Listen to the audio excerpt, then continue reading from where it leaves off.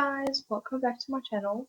So, because May is Mental Health Awareness Month in the USA, I've been seeing a few posts about it on social media and I decided to do that topic for today's video.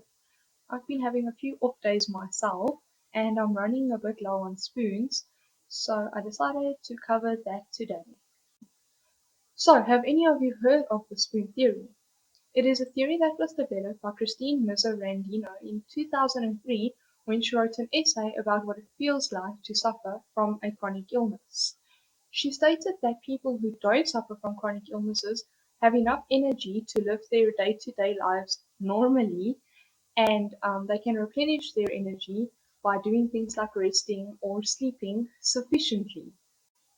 However, people who suffer from chronic illnesses, including mental illnesses, have a limited amount of energy. They start every single day with a set amount of spoons, and every activity that we do, such as waking up, getting dressed, driving to work, eating, etc., takes some of those spoons away. Eventually, by the end of the day, we might have little or no spoons left. And this is why people that suffer from these invisible illnesses are often chronically tired and might struggle more than others to do things such as socializing or even keeping permanent full-time jobs. So I mentioned in my first video that I suffer from an anxiety disorder and episodic depression. With these mental illnesses, as with many others, there are good days and bad days. There are times when I feel like I have it reasonably under control, and then there are days when I wake up feeling incredibly agitated and anxious. This usually lasts for several days and presents with a bunch of physical symptoms that just absolutely drains my energy. At this point, I will usually start suffering from my insomnia as well, and the lack of sleep just adds to the negative effects of my anxiety. Then there are times when my depression makes an unwelcome appearance and it feels like every task I do is exhausting.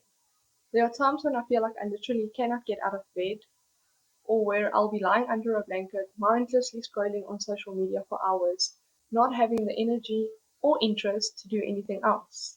Not even the simplest tasks such as brushing my hair or washing the dishes.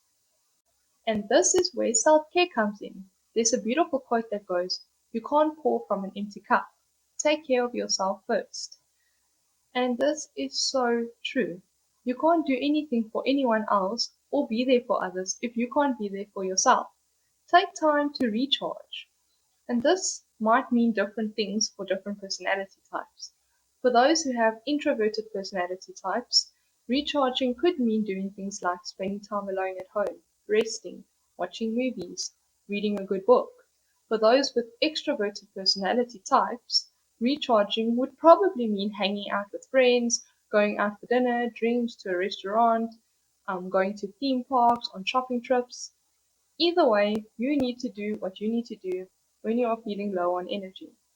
And for my fellow spoonies out there who feel like they struggle with this chronically, make sure you surround yourself with people that make an effort to understand your struggles and accept the fact that you might need more time alone and that you don't always have the spoons to be able to do the things that others are able to do. So I'm going to add the details of some sites and some groups that help with mental health, like Sadag in South Africa, so that if you or anyone you know is struggling with their mental health, you can use these groups for support or advice. But that is all the spoons I have for today. So until next time, take care of yourself and remember, if you need to take a mental health day, you need to do that. Bye! I'm running low on spoons. Today's video about how people with chronic illnesses are affected um,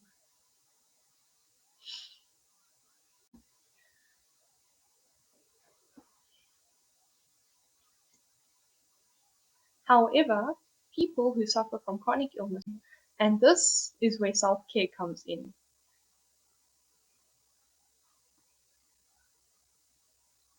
And this is where self-care comes in.